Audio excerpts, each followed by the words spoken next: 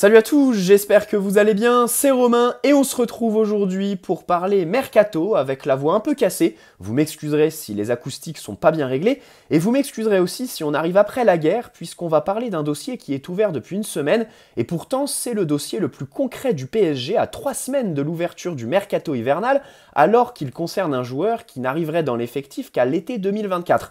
Vous l'avez compris, l'info ne vous a pas échappé, j'ai nommé Gabriel Moscardo, le jeune Brésilien de 18 ans, qui évolue au Corinthians, club de São Paulo, où Luis Campos a fait le déplacement ce week-end pour superviser le joueur et pourquoi pas faire une offre officielle à son club, qui si elle a été faite, n'a pour l'instant pas fuité dans les médias et les réseaux sociaux, puisque l'exclusivité vient de la chaîne YouTube de Jorge Nicola, un journaliste brésilien qui est assez réputé sur place.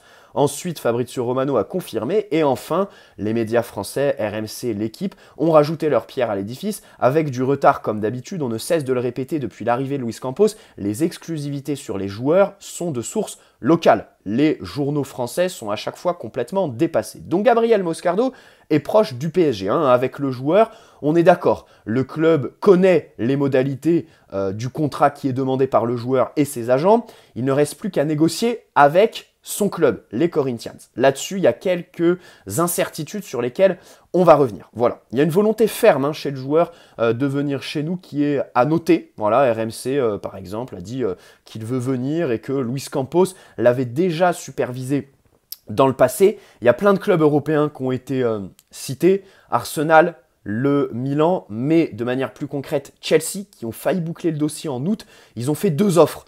Entre 22 et 25 millions d'euros. Alors, selon les médias brésiliens, celle qui a été refusée, l'ultime, c'est 21 millions plus 4 de bonus. Voilà, à voir si le PSG va proposer plus. Il y avait le Barça aussi, par le biais de Deco, qui suivait le joueur avant même sa nomination en tant que directeur sportif chez les Blaugrana, mais le problème c'est qu'ils se sont retirés parce que financièrement, ça suivait pas vraiment. Voilà, donc Luis Campos s'est déplacé ce week-end. Bon, ils ont perdu les Corinthians, mais Gabriel Moscardo a fait une passe décisive sur une jolie incursion. Belle récupération, incursion, et puis un centre qui rappelle un petit peu les centres du PSG de Luis Enrique, puisqu'il est de la droite vers la gauche. Bref, c'est quelque chose qu'on voit quasiment tous les week-ends. Alors, les médias parlent de 22 à 25 millions d'euros. Pour l'instant, pas d'offre officielle du PSG. On va voir dans les jours prochains si ça se fait, puisqu'il y a un facteur assez important, c'est un changement de présidence chez les Corinthians. Leur président actuel est très ouvert à l'idée de le vendre, même pour 25 millions d'euros. On va pas se mentir les gars, je vais vous donner mon avis tout de suite. Ce prix me paraît assez correct. Est-ce qu'il est en phase avec les qualités actuelles du joueur? Je pense pas. Est-ce qu'il est en phase avec le potentiel, la marge de progression? Oui, absolument. Maintenant, en janvier, ils vont changer de président et le futur a déclaré qu'il ne voulait pas le faire partir, ou du moins pas dans un futur proche, puisqu'il voulait le faire fructifier et le vendre 3-4 fois plus cher. Voilà, ça parle de 50, voire 80, 100 millions d'euros. En gros, il veut faire un giga transfert sur lui et attendre le plus possible pour maximiser, ce qui évidemment ne ferait pas nos affaires. Donc, ça explique peut-être la volonté qu'a le PSG de boucler directement le deal avec le président actuel avant le changement. Et ensuite, prêter le joueur pour les 6 mois prochains, puisque c'est ce qui est globalement relayé dans les médias. Le PSG veut le signer maintenant, mais le faire venir en France qu'à l'été prochain, alors que le championnat brésilien se termine là en ce moment même. D'ailleurs, pour Moscardo, il est déjà terminé. Je crois qu'il y a une dernière et ultime journée pour son équipe, si elle n'a pas déjà été jouée, ou alors ça doit être cette nuit, si je ne dis pas de bêtises, ou la semaine prochaine. Mais il est suspendu. Il est suspendu pour le match. Donc lui, il a terminé son année civile. Est-ce qu'il a terminé son aventure dans son club formateur qu'il a rejoint à 12 ans, en 2017? Il est né à São Paulo, c'est quelqu'un qui n'a jamais quitté cette ville et qui d'ailleurs mène des études en parallèle de sa formation, des études dans une université privée. C'est assez relevé, alors, je ne sais plus ce que c'est exactement, c'est de l'administration d'entreprise ou un délire dans le genre, tu vois. Donc c'est pas rien. Il maîtrise l'anglais, il maîtrise très bien l'anglais. Alors, vous me direz... Pour signer en première ligue, c'est bien. Pour signer au PSG où tout le monde parle espagnol, bon, c'est un peu moins utile. Mais voilà, ça prouve qu'on a quand même un joueur qui est assez flexible, assez intelligent et qui a évidemment le leadership. Ça aussi, ça se ressent sur le terrain pour s'imposer. Voilà. l'état d'esprit. Ça, il l'a montré plus sur les 6 premiers mois de l'année 2023, où il a vraiment excellé en catégorie jeune dans des compétitions internationales, où il a marqué des buts, où il a été capitaine, où il a été voilà, très bon, où ses équipes sont aussi allées loin dans les tournois. La dimension collective est importante et on le verra dans l'analyse individuelle du joueur. Alors, ce qui est marrant, c'est qu'on est à un mois du mercato hivernal. Le club est très actif, hein, très ambitieux. Actif, je sais pas, mais ambitieux, ça c'est sûr, puisqu'hier, on a eu l'info JR25. Alors, j'adore, c'est le nom qu'il donne à ses infos. J'ai nommé Jérôme Rotten dans son émission tous les soirs. Alors, lui, il nous a dit que c'est fait. C'est finalisé avec un défenseur central axe gauche qui peut jouer latéral gauche, un joueur d'expérience hein, qui s'acclimatera tout de suite au PSG de Luis Enrique et qui veut venir. Voilà, qui est d'accord avec le club. On a aussi eu une information du Parisien qui nous dit que le club ambitionne un milieu opérationnel de suite, capable de jouer dans le système de Luis Enrique, d'expérience, qui connaît la Ligue des Champions, et on parle même d'un transfert sec. Pas de prêt ou de prêt avec option d'achat pour faire passer le coût du transfert sur l'année prochaine en matière d'amortissement et tout ça. Non, non, là c'est transfert sec tout de suite. Donc visiblement le club est très ambitieux. Ces infos, elles me font un peu doucement rire parce que là, enfin le milieu de terrain qui est décrit dans l'info du Parisien, je vois pas comment tu le trouves à moins de 70-80 millions en l'état. Et si je veux aller plus loin, je vois pas comment tu le trouves lors d'une fenêtre hivernale où les clubs sont moins enclins à transférer, les joueurs à bouger, donc ça me paraît assez compliqué, ça me fait un peu rire de voir autant d'ambition, puis surtout tout ça est décuplé quand je repense à Luis Enrique qui nous disait fin août qu'il était très content de son milieu de terrain, qu'il n'avait pas besoin de nouvelles recrues pour au final 2 mois après avoir ce genre de critères qui sont quand même très très élevés en matière de marché des transferts et de mercato. Donc voilà, mais tout le paradoxe, c'est que le dossier concret, c'est un jeune de 18 ans qui n'a pas d'expérience, qui ne connaît pas la Ligue des Champions et encore moins l'Europe, et qui est aujourd'hui au Brésil et qui n'arriverait qu'à l'été 2024. Donc, pour l'analyser, moi je pense qu'il ne faut pas le prendre sous l'angle spécifique du joueur, ses qualités, machin, parce qu'on parle de quelqu'un qui a fêté ses 18 ans fin septembre, qui n'est évidemment pas fini, voilà, on ne peut pas donner de certitude sur son profil, sur son poste. L'exemple parfait et l'exemple optimiste, c'est Warren. C'est notre bon vieux Warren. Pourquoi? Parce qu'il y a un gouffre entre ses débuts en février 2023 et son niveau au moment de sa convocation en équipe de France début novembre.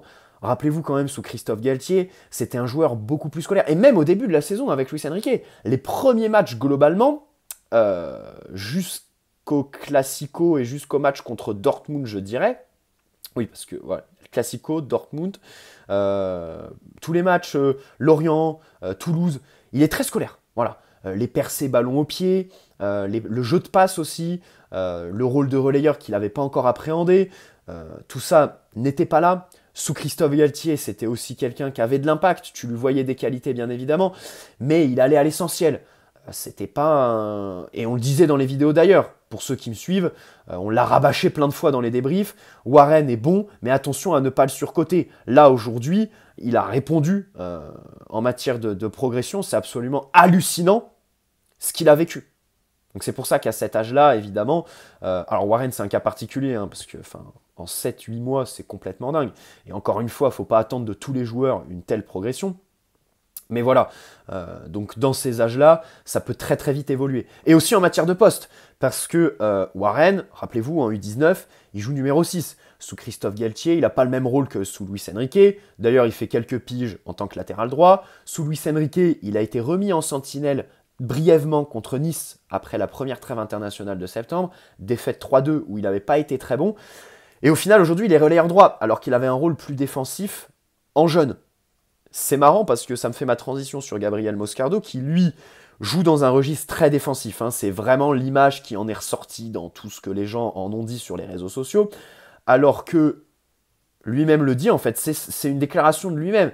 J'ai des qualités pour jeu 8, je veux travailler sur la progression dans le dernier tiers du terrain et tout ça. Voilà.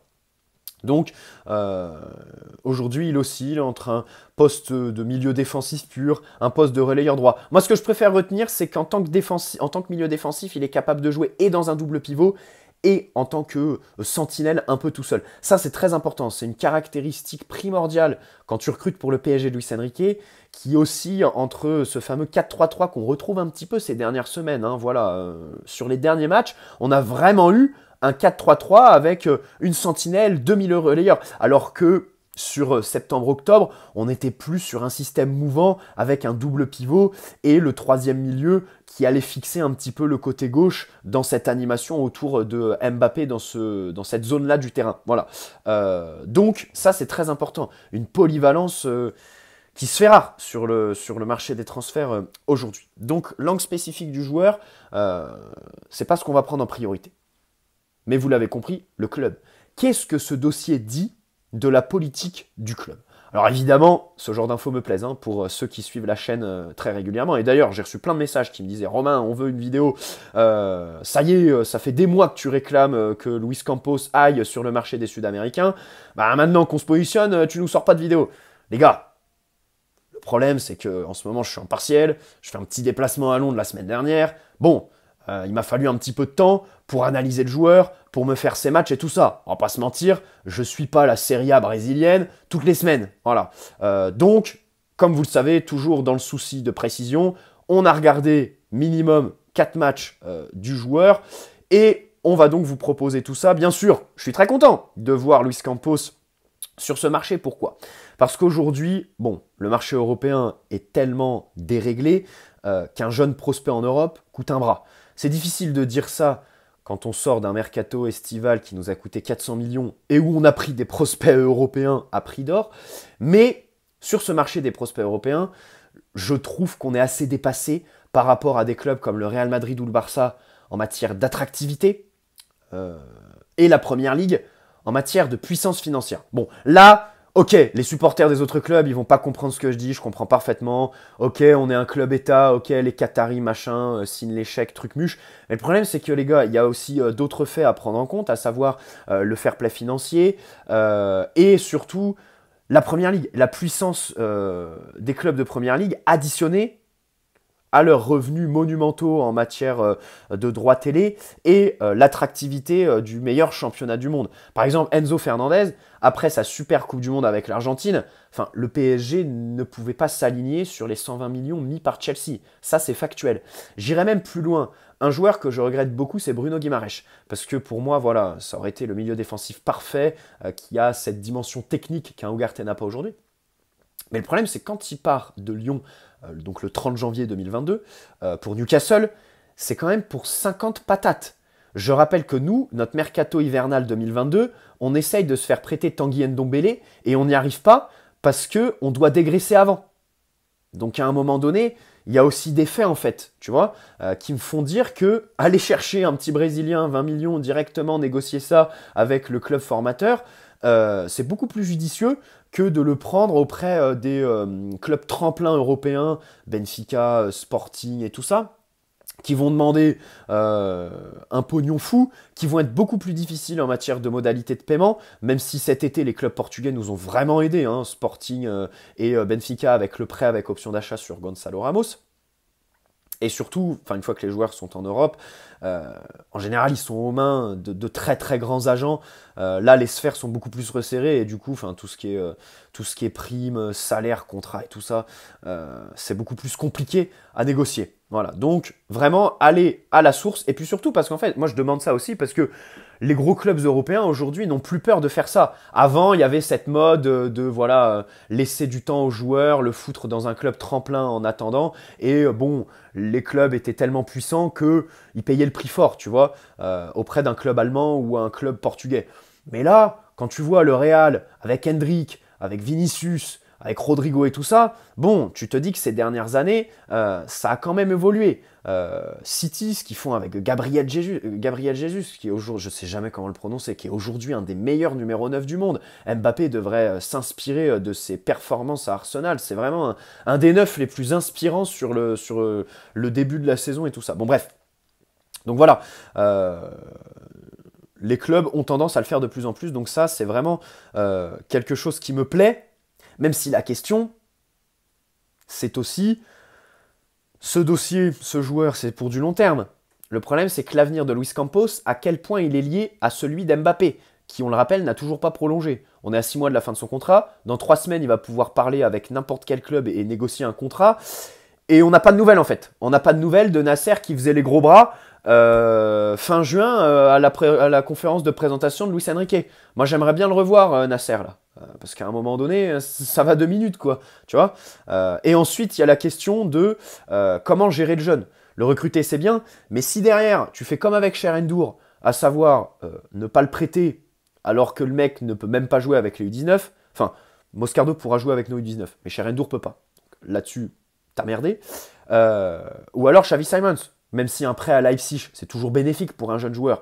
Le problème, c'est que quand le jeune joueur peut t'apporter une plus-value dans un secteur de jeu qui était important cette saison, à savoir le côté gauche, pourquoi l'avoir prêté, tu vois, alors que tu aurais pu lui donner du temps de jeu et le valoriser par toi-même. Enfin voilà, je pense que Xavi Simons aujourd'hui serait quand même titulaire dans le PSG de Luis Enrique sans grande difficulté au vu des performances de Vitinha. Et ces dernières semaines, Lee Kang-in, à l'échelle d'un match, joue quand même avec une certaine intermittence. Donc voilà, ce genre de dossier me plaît, même si du coup, je vais être relou les gars, cet été on a recruté plein de joueurs sans expérience, il faut quand même aussi noter qu'on a besoin de vrais leaders. Le problème du PSG, tout ça pour dire qu'en fait, c'est pas une question d'avoir des... C'est pas qu'on n'a pas de leader en fait, c'est qu'on a trop de joueurs qui sont censés être leaders, mais qui ne prennent pas ce costume. Marquinhos, qui est capitaine sans vraiment l'être, Skriniar, qui est un petit peu le boulet de l'équipe, alors quand même, c'est un joueur avec beaucoup d'expérience, sur qui on voulait mettre quand même 50-60 millions l'été dernier, enfin l'été 2022. Lucas Hernandez, bon, dans une moindre mesure. Dans une moindre mesure, je suis d'accord. Hakimi, parfois, il a des petits sauts d'humeur. Il va prendre des rouges, il va s'énerver contre l'arbitre. Mbappé, par exemple, typiquement.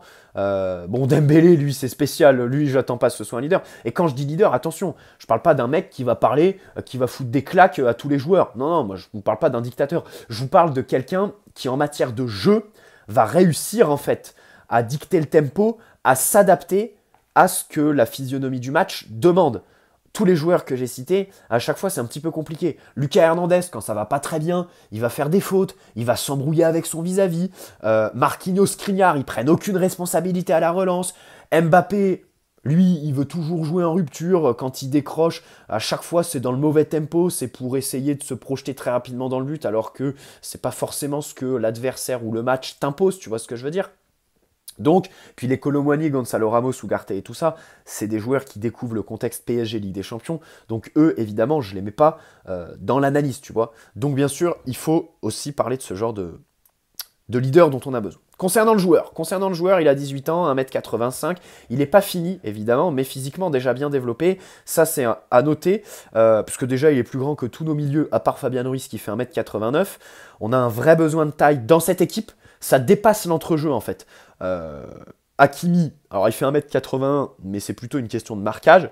Lui, enfin, surtout sur les centres, il lâche beaucoup ses marquages. Skriniar, bon, il est grand, c'était une de ses premières qualités quand il signe, il l'a perdu. Lucas Hernandez, 1m80, Ugarte 1m82, Vitinha 1m72, Warren 1m78. Nos attaquants, pas forcément très grands. Marquinhos, pareil, c'est pas très grand. Notre gardien, Donnarumma, dans les airs, c'est pas très impérial. Donc évidemment, avoir un joueur qui est plutôt bon dans ce domaine-là, qui en impose, parce que être grand, c'est une chose, mais avoir la détente, c'en est une autre. Skriniar, c'est typiquement ce cas-là, tu vois. Il est grand, mais le problème, c'est que les prises d'appui, les timings lors des sauts, c'est compliqué, tu vois. Lui, Moscardo, alors il est bon, à la fois sur les séquences donc dans le jeu, sur un dégagement de l'adversaire, mais aussi pour défendre dans sa surface. C'est ça que je retiens le plus dans son profil défensif, c'est sa capacité à défendre dans des petits espaces, dans un jeu très positionnel, qui peut limite nous faire dire que en fait c'est un milieu défensif qui peut aussi jouer défenseur central, parce qu'il est vraiment très bon pour défendre en bloc, dans des situations de jeu très positionnelles, où il faut défendre l'entrée de sa surface, et défendre dans sa surface. Donc là-dessus, vraiment, c'est assez intéressant. Voilà. On est encore sur un joueur qui colle au profil type de ce nouveau PSG Luis Enrique. On sait très bien que là, notre club a pris un virage un petit peu à 180 degrés cet été, parce que tu as délaissé les joueurs au profil technique pour des joueurs qui sont beaucoup plus axés sur l'intensité, l'abattage, les courses, le volume de jeu. Moscardo s'inscrit typiquement là-dedans. Alors, pour cette question de l'équilibre entre les joueurs techniques et les joueurs intenses, bien sûr qu'on a besoin d'un milieu créatif. Bon, ça, voilà. De toute façon, on le disait avant même le début de la saison sur la chaîne YouTube. Donc là-dessus, j'ai pas de problème là-dessus, mais j'aimerais quand même nuancer un petit peu, dans le sens où le jeu de Luis Enrique en U est tellement extérieur que pour moi, se focaliser vraiment sur cette question du milieu créatif, ça peut vite devenir un biais, dans le sens où le milieu créatif, c'est bien de le foutre sur le terrain, mais le problème, c'est que comme toutes nos différences sont faites sur les côtés, si, par exemple, tu recrutes pas un latéral gauche pour suppléer Nuno Mendes, Lucas, si tu recrutes pas un bon latéral droit, parce que Hakimi va partir à la CAN, le problème c'est que Carlos Soler à ce poste-là, c'est bien gentil, mais ça va 2 minutes, le milieu créatif, il recevra pas les ballons, puisque sur les premières relances, ce sont nos latéraux qu'on cherche. Alors, c'est une consigne de Luis Enrique, mais au-delà de ça, n'attendez pas de nos défenseurs centraux ou de notre gardien de dégager directement dans l'axe, de faire des passes verticales vers un milieu qui serait créatif. Parce que c'est pas du tout dans leur nature, les gars. Là, voilà, il faut aussi savoir se rendre à l'évidence avec l'effectif qu'on a actuellement. Si on recrute un défenseur central qui est très bon à la relance, qui va aller fixer ses vis-à-vis, qui va faire des passes verticales entre les lignes, là, je vous dis oui, ok. Le problème, c'est que Skriniar, non, le milieu créatif, il recevra le ballon que si tu réussis à le trouver en relais dans un jeu en triangle qui débute sur le côté. Donc attention à ne pas tomber dans ce biais-là. Ceci étant dit, bien sûr, on a besoin de ce genre de milieu. Hein. Voilà, je ne veux pas remettre en cause ça. Mais le problème, c'est qu'à chaque fois qu'il y a quelque chose d'évident qui émerge autour du PSG, les supporters sur les réseaux sociaux se focalisent là-dessus, en font des caisses, et à chaque fois, tu as l'impression que c'est la solution à tout. Qu'il faut absolument recruter ça, que c'est vraiment c'est une évidence en fait. Ça va de soi, alors que il faut nuancer. Grosse agressivité, je pense que c'est un des mots qu'on rattache le plus facilement à Moscardo, qui lui permet de récupérer beaucoup de ballons, que ce soit au sol ou dans les airs, même si, attention, parfois il peut faire des fautes bêtes sur des excès d'engagement. Ça, dans l'équipe, on a déjà beaucoup de joueurs qui le font. Alors, Kokacheri, notre numéro 9, là, souvent quand il décroche, il se maîtrise pas et il fait des fautes. Lee Kangin aussi, excès d'engagement. Ugarte, Warren est très propre là-dessus. Hakimi un petit peu. Lucas Hernandez aussi. Donc voilà, ça c'est quelque chose qu'on connaît déjà dans cette équipe et que Moscardo, apporterait encore. Bon, il faut qu'il travaille là-dessus, mais c'est typiquement le genre de truc sur lequel tu progresses quand tu as 18 ans. Il est très bon tacleur, ça c'est intéressant pour un joueur qui est grand. Voilà. Attention tout de même à ne pas le résumer à un profil de destructeur, parce que moi j'aimerais mettre en avant sa conscience du jeu, sa lecture des matchs, des trajectoires pour les couper, donc les trajectoires de passe sur une transition, sur une phase de possession adverse, et aussi pour défendre dans sa surface. Encore une fois, c'est quelqu'un qui est assez bon dans ses derniers mètres pour anticiper les mouvements des attaquants adverses, par exemple, tu vois, et donc se mettre sur leur chemin, arriver le premier sur le ballon, ça, il sait faire. Le problème, c'est qu'il joue actuellement dans une équipe qui n'a pas le ballon, qui est très positionnelle et qui ne presse pas. Donc évidemment, il a d'excellentes qualités qui sont mises en exergue aujourd'hui pour protéger sa ligne défensive dans un bloc qui est assez compact, assez bas sur le terrain. Et ça, c'est très intéressant. Ça, franchement, c'est une qualité qu'Ugarte n'a pas. C'est quelque chose qu'on met beaucoup en avant dans les débriefs. Hein. Quand on est un peu acculé aux abords de notre surface, Ugarte, à chaque fois, sort de l'alignement dans les mauvais tempos. On ne sait pas trop quand se jeter, quand aller chercher le contact. Il a un peu peur de faire faute. C'est un peu compliqué. Lui, Moscardo, c'est quelqu'un quand même qui, je pense, a une conscience beaucoup plus importante de ce genre de situation. Le problème, c'est que la question du contexte est très importante, puisque le PSG de Luis Enrique veut presser, veut attaquer, faut aller chasser très haut l'adversaire. Lui, Moscardo, on l'a assez peu vu faire ça. Et surtout, il faut aussi défendre les grands espaces. Alors, il n'est pas lent. Dire qu'il est lent, c'est faux, parce qu'il est rapide.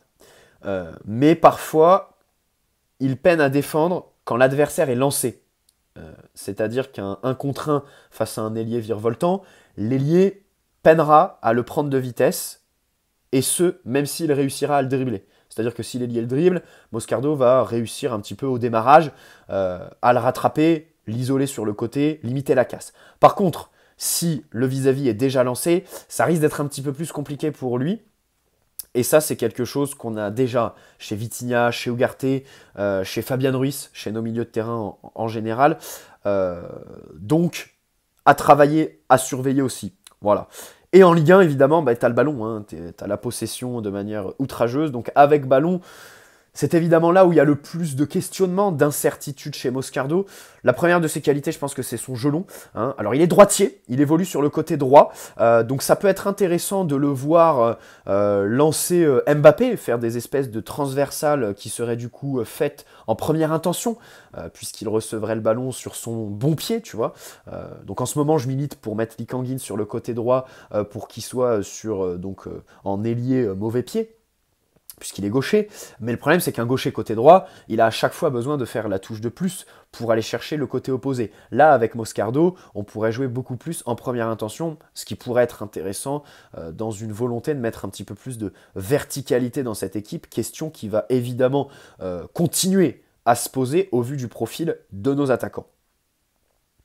Même si encore une fois, ce jeu long, qui est une caractéristique de Moscardo, on peut le nuancer parce que le PSG de Luis Enrique joue tellement haut, avec une suprématie tellement forte face à l'adversaire qu'on réussit à recroqueviller assez bas sur le terrain. Le problème, c'est que face à un bus, le jeu long, il est difficile à déclencher, il est difficile à trouver. Donc, est-ce que Moscardo aura les occasions de se montrer dans cette dimension-là?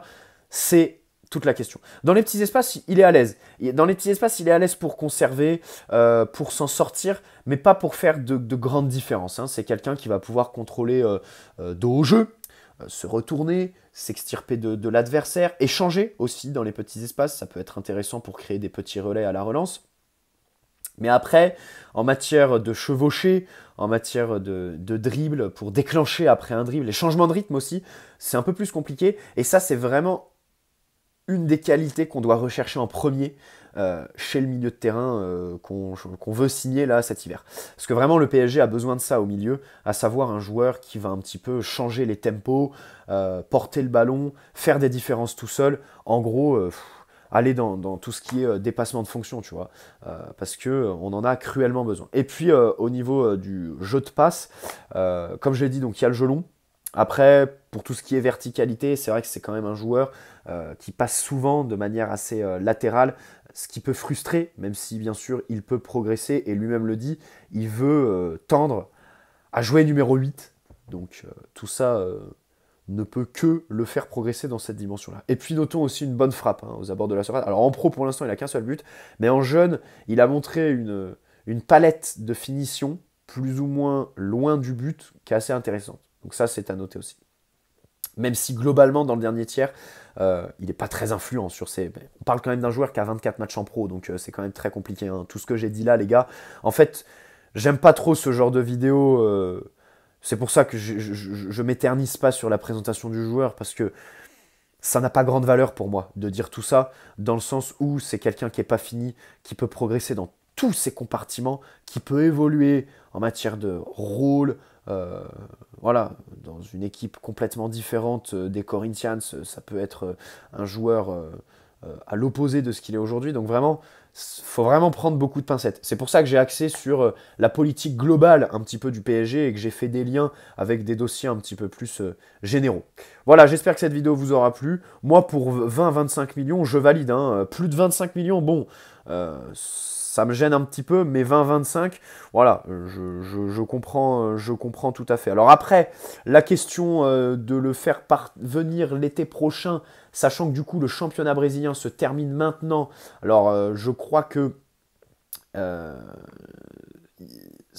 le championnat brésilien, mais le championnat d'État va reprendre rapidement début 2024, mais bon, ça va un petit peu lui couper la trajectoire, alors que là, t'aurais pu le signer pendant la trêve hivernale.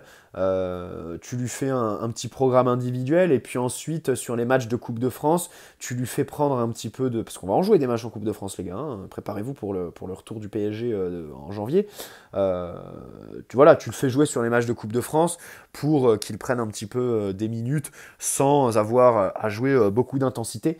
Parce que bon, dès le 14 janvier les gars, on va jouer Lens. Hein, donc, pas chose aisée. Hein.